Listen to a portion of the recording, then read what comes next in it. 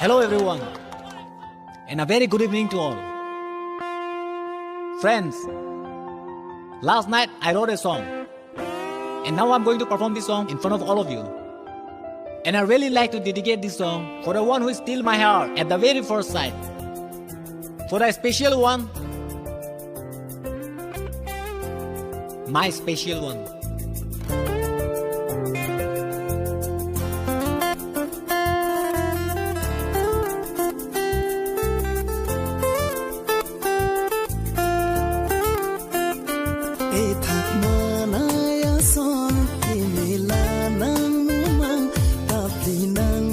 Chilon sampai ke banga son pang badam un e badu pen tabong nang raje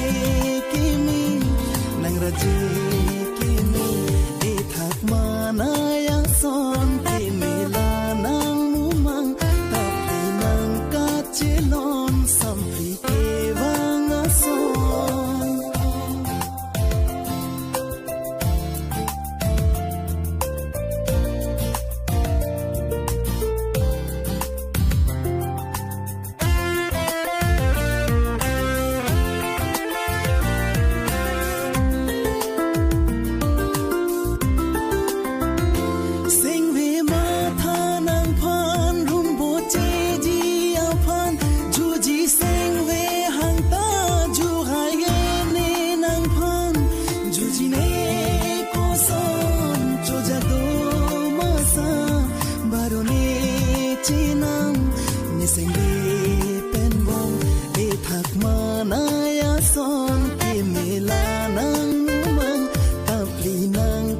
Chilon sampai ke banga son.